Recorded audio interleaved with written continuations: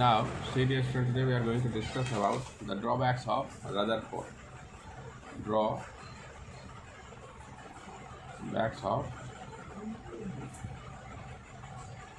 Rutherford model. What are the drawbacks of Rutherford model?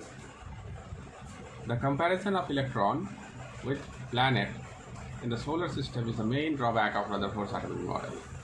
According to the classical laws of mechanics and electrodynamics, if an electrically charged particle is in motion, it inevitably radiates energy.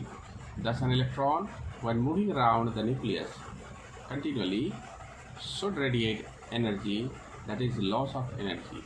As a result, it should be gradually pulled towards the nucleus and end up colliding with it. This should result in the total collapse of atom. If it was so, the atom should be highly unstable and hence the matter would not exist in the form that we know. Thus, Rutherford's model failed to explain the stability of an atom. Later on, Bohr, he had given some postulates. The main postulates of Bohr's atomic model: the electron revolving around the nucleus are confined to a certain fixed orbit called cells or energy level, each of which is associated with a fixed amount of energy. When it is revolving around the nucleus in an orbit, the electron neither loses nor gains energy. An electron revolving in a particular orbit or gaining a certain amount of energy jumps to the next orbit and vice versa. Since each orbit is associated with a fixed amount of energy, Bohr called it an energy level, and he had given the name as KLMN or 1, 2, 3, 4. Now, what is the basic difference between Dalton's atomic theory and modern atomic theory? Dalton said that atoms are indivisible. According to modern atomic theory, atoms are divisible into subatomic particles like proton, electron, and neutron. In Dalton's atomic theory, atoms can neither be created nor be destroyed. But in modern theory, atoms can be created and destroyed by the nuclear fission and fusion. Atoms of an element are alike in all aspects, but they differ from the atoms of other elements. The atoms of an element may not be alike in all respects, as seen in case of isotopes. Atoms of element combine in small whole number ratio in the form of molecules. In the formation of organic compound, the numbers may be very big, such as 1,000. Now, atom and its structure. See dear student, that this is the central part of the atom. This is called nucleus. It is having a positive charge. Around the nucleus, a path is there. This path is called an orbit. Now, what Niels Bohr has said in his theory, he had given the name of this orbit as 1, 2, 3, 4 or KLM. First cell is called K, second cell is called L, third cell is called M, and like this. Okay. What is the capacity of the electrons in the first cell? The capacity of the electrons in the first cell is 2. The capacity of electrons in the second cell is 8, and the capacity of electrons in the third cell is 18. That means he had filled the electron on using this formula, 2n square formula. For n is equal to 1, this is 2 into 1 square, this is your 2. For n is equal to 2, 2 into 2 square, this is 8. For n is equal to 3, 2 into 3 square, that is 18. Like this, the electrons will fill in the orbit. The protons and neutrons, collectively called nucleons, they are called nucleons, are found in the central part of nucleus of atom.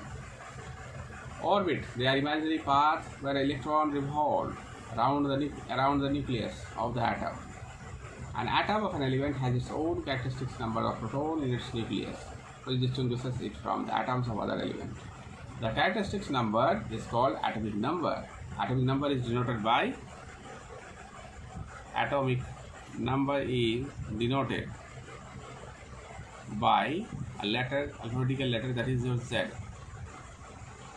The atomic number is therefore equal to the number of electron in the neutral atom. That is, number of electron is equal to number of proton. Number of proton gives the total positive charge present in the nucleus of an atom. Atomic number is unique for atoms of each element.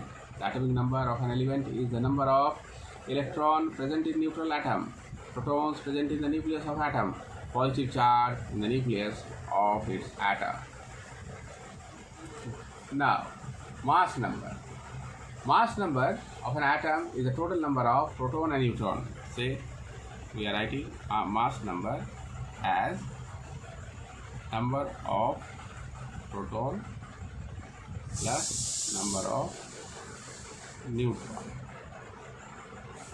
Mass number, however, is a whole number approximation of atomic mass calculated in the atomic mass unit. Distribution of electron in different cells called electronic configuration. The maximum possible number of electrons in a particular cell is given with the formula, that is what I told you right now, the 2n square formula. For K cell it is 2 electron, for L cell it is 8 electron, for the M cell it is 18, and for N cell it is 32. Electrons are not accommodated in a given cell unless inner cells are filled. In other words, the cells are filled in a stepwise manner. Outermost cell of an atom cannot accommodate more than 8 electrons. Now, the outermost cell of a chemically stable atom can accommodate a maximum of 8 electrons, except hydrogen and helium atoms, which have only one cell and can thus accommodate maximum of 2 electrons only. Now, structure of magnesium. Dear students, we are going to discuss the structure of magnesium. Atomic number is 12. That means electronic configuration will be 282. That means 2 electrons will be there in the last cell. Getting? Now, the structure of sodium. Atomic number is 11. Electronic configuration is 281. In the first cell, only 2 electrons. In the second cell, 8 electrons. And in the last cell, they are having only 1 electron. As a result, what sodium will do? Sodium will lose this 1 electron to gain stability, and it become Na+. It become Na+. Why it become Na+? You have to understand this one. See, for example, say number of proton is equal to 11. Number of electron is equal to 11. Now, if 1 electron is removed, then number of electron will be 10. That is, it is having 1 positive excess of charge. That's why we are writing this sodium will lose this electron to gain Na+. This is called sodium ion. This is a stable one. You got it? Okay. And how we are writing? Seriously, this is very important. That how we are writing this one? Say sodium, Na. Atomic number we are writing here, and mass number we are writing at the top. Okay.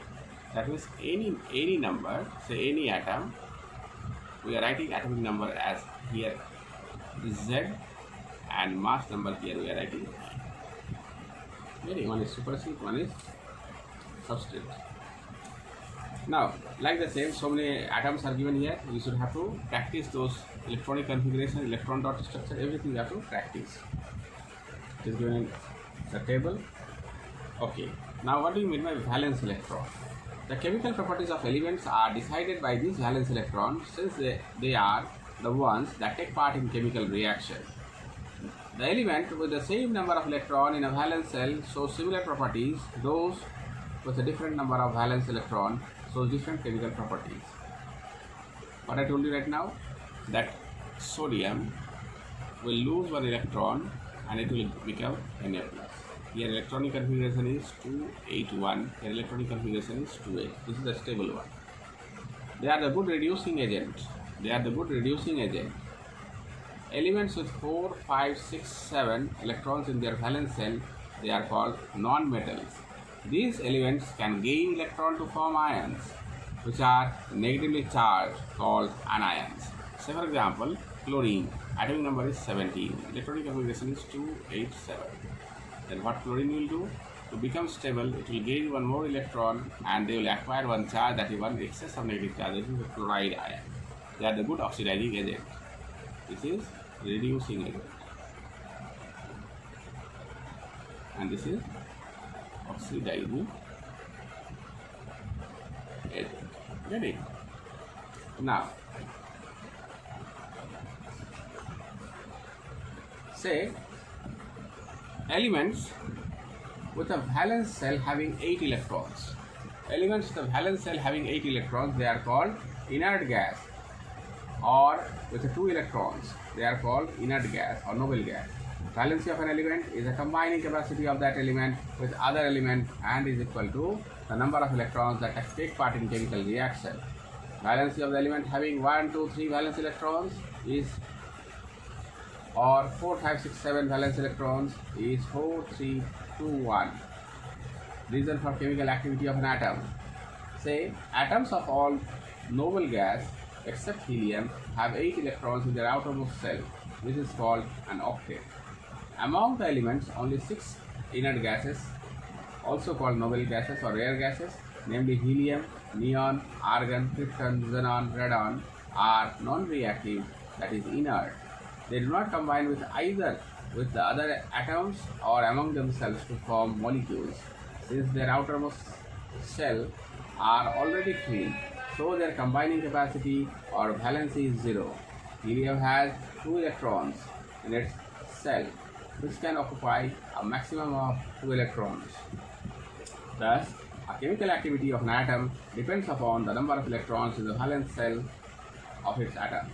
Chemically active atoms have incomplete octet, that is less than 8 or less than 2 electrons. Now up to this much.